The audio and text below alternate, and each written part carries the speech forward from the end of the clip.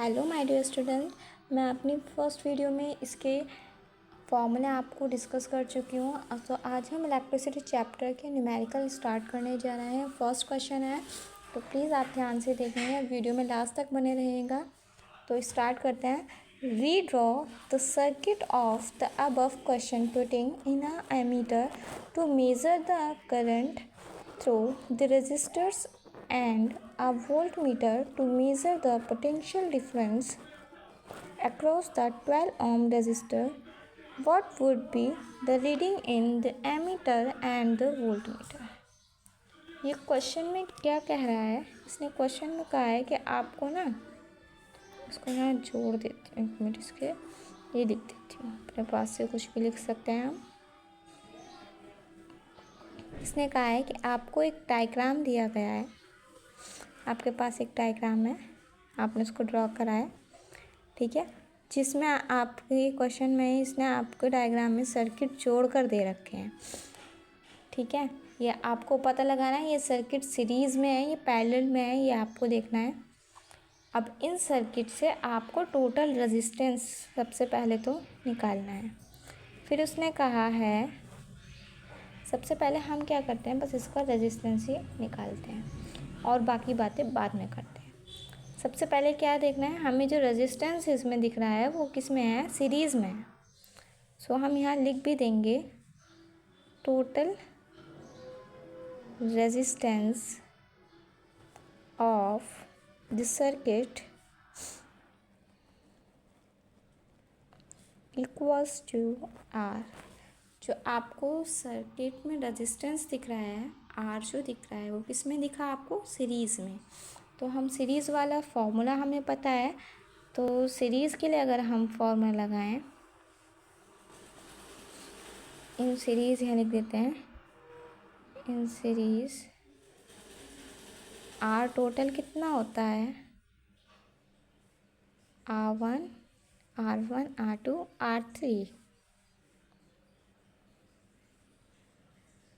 ठीक है। तो R1 की वैल्यू 5 ओम, R2 की वैल्यू 8 ओम और R3 की वैल्यू आपको दे रखी है 12 ओम।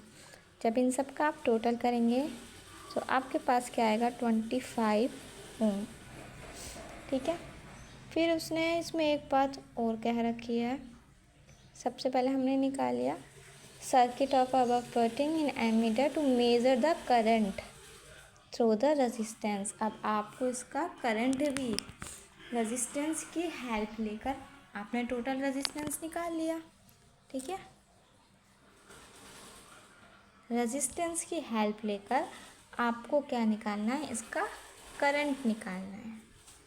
करंट का फॉर्मूला जो होता है आपका I होता है V/R।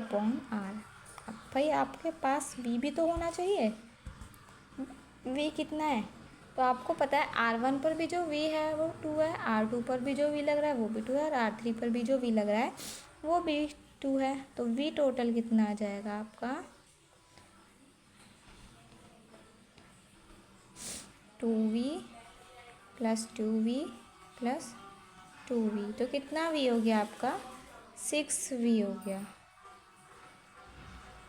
अब इसकी वैल्यू जो है वो आप इसको इसमें रख सकते हैं।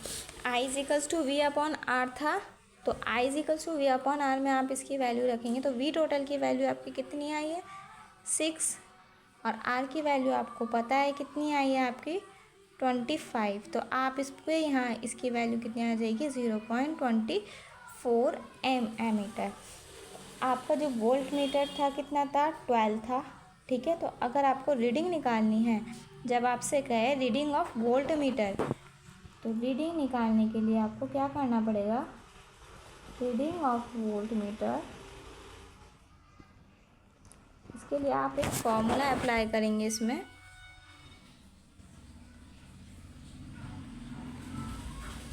जो आपने यहाँ पर निकाला था टोटल वोल्टेज कितना था, वोल्ट मीटर इसने आपको दिया है, पोटेंशियल डिफरेंस दे रखा है, 12 वोल्ट पर निकालना है आपको। तो लगा दो फॉर्मूला, पहले आपको रीडिंग ऑफ वोल्ट मीटर कितनी दे रखी है, अक्रॉस 12 वोल्ट।